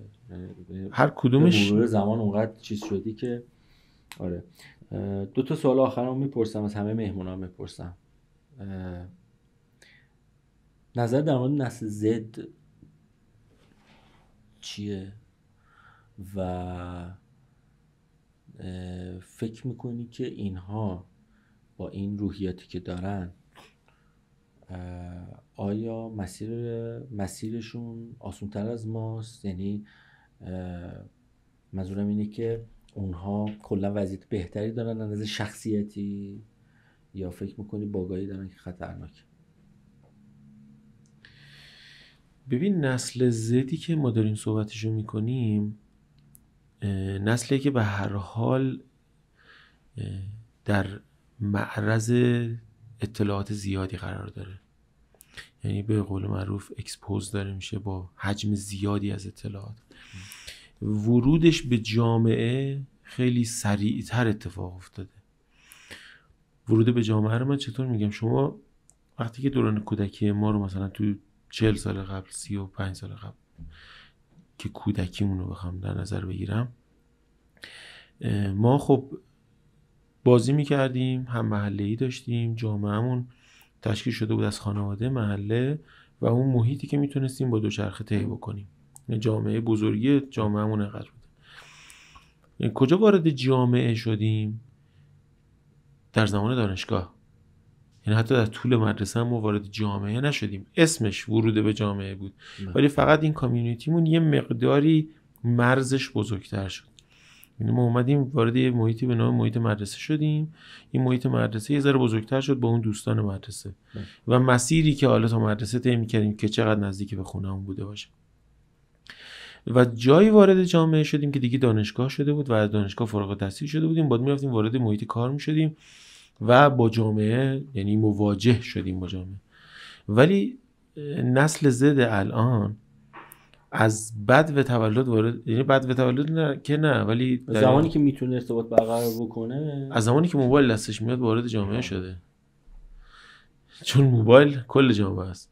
یعنی شما به محض اینکه این موبایل رو میدی دستش، اون وارد جامعه شده، یعنی داره میبینه که فلان محصول داره تبلیغ میکنه، فلان چیز جذابه، فلان اتفاق داره میفته، فلان ورزش. یعنی فقط کافیه که دستش بخوره به مثلا به پیج اینستاگرام شما. اون مواجهه با جامعه در سن خیلی پایین اتفاق افتاده و این علاوه بر خطراتی که ممکنه داشته باشه، میزان رشد و آگاهی اجتماعی اون فرد رو به نظر من تحت شعاع قرار میده. نمیتونم بگم ارتقا میده یا ضرر میزنه، تحت شعاع قرار میده و این سطح از مواجهه با جامعه دیدگاه اون رو نسبت به جامعه تغییر میده، یعنی انتظاراتش رو هم در آینده تغییر میده. من خودم به شخصه آینده بدی نمیبینم برای نسل زد در کشورمون، به خاطر اینکه چون سطح آگاهی هر چقدر که بالاتر میره، انتظارات بالاتر میره و توقعات چون بالاتر میره، در کمالگرایی که منجر به رضایت از اون شرایط بشم نیازمند ارتقا هست. عالی. تو یه پسر کوچیک داری؟ بله. چند سالشه؟ 6 تموم شده با امسال. بزرگترین نگرانیت براش چیه؟ بزرگترین نگرانی که براش دارم اینه که از زندگی خودش راضی نباشه. متوجه. سوال آخر، آینده ایران چجوری میبینی؟ خب شاید توی این باشه. آینده ایران اگر که افرادی که داخل کشور موندن، چون یه عده خیلی زیادی رفتن و من به شخص معتقدم با تمام احترامی که براشون قائلم که رفتن و تصمیمی که آزادانه برای زندگیشون گرفتن، معتقدم که تحت شعاع یک تبلیغات منفی راجع به محل زندگی خودشون و یک تبلیغات مثبت راجع به مدینه فاضله‌ای در خارج از محیط زندگی خودشون قرار گرفتن.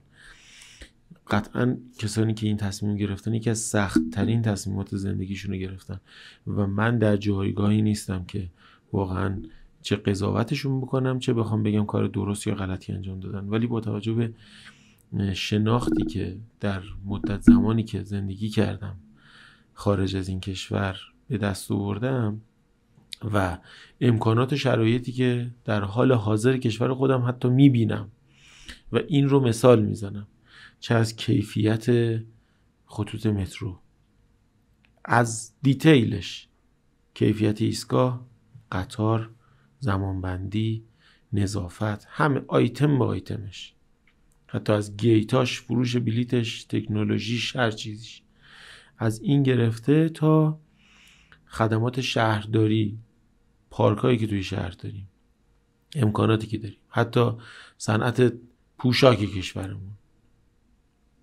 یا هر عامل دیگه.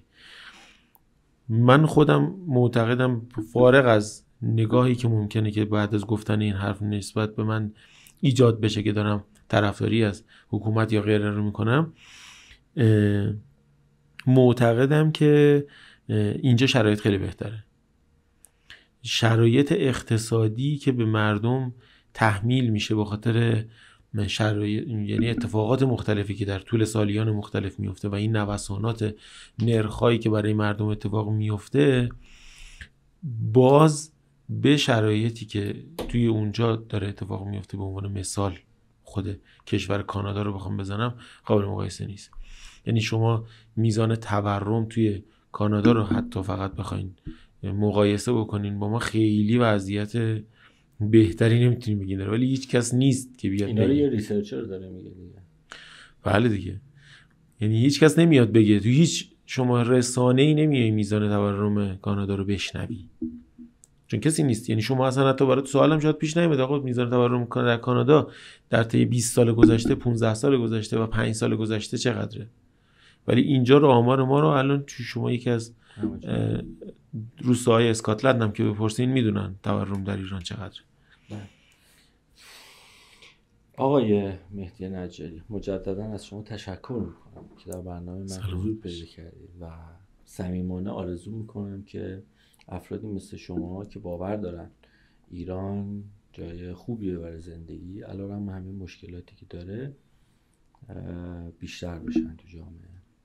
من امیدوارم که واقعا وصف العیش نصف العیش، وقتی ما وصف بکنیم که آقا بالاخره جای خوبیه، بالاخره تو اولا یه محققی، دوم کسی هستی که من مطلعم، پات به خارج از کشور باز شده، موقعیتم کم نداری برای رفتن، یعنی تو با رزومت در ازومار یا قبلش اپسوس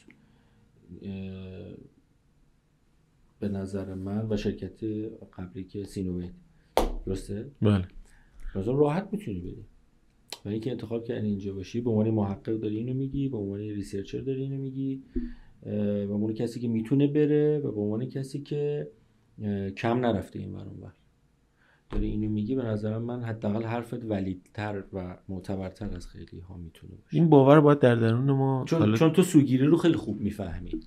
آره نباید سوگیری داشته باشی. تو میفهمی، تو خودت به عنوان یه فرد میفهمی که الان دوچار سوگیری ممکنه شده باشی، یعنی تو ذهنت اینجوری شده دیگه. بله. یکی از اذیت‌های من در این مصاحبه این بود که تو سریع تعمیم میدادی، کلی نگاه میکردی، سریع خیلی خوب و این کمکت میکنه.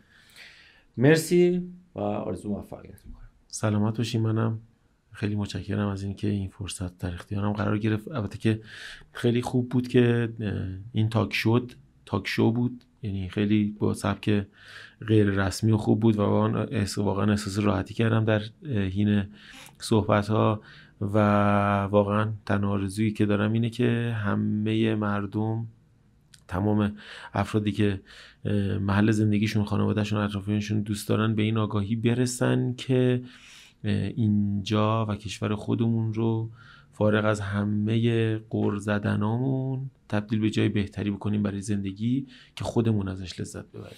بهتر محصولات خودمون رو مصرف کنیم، محصول فرهنگی خودمون مصرف کنیم، نتیجه تلاش خودمون مصرف کنیم. البته این حرف من یه باگی داره، از نظر اقتصادی باگ داره، چون اقتصادی‌ها میگن آقا کلا یکی معتقد بازار آزادن و اینا معتقدن که خیلی اعتقاد به این که آقا ما باید همه محصولات خودمون تولید کنیم دیدگاه درستی نیست. نه نیست. آره چون واقعا این مستلزم اینه که هر تیکه، اصلا واقعا الان هم نیست.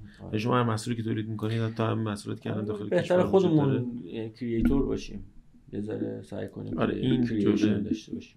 درست. مرسی. سلامت باشی. خسته نباشی.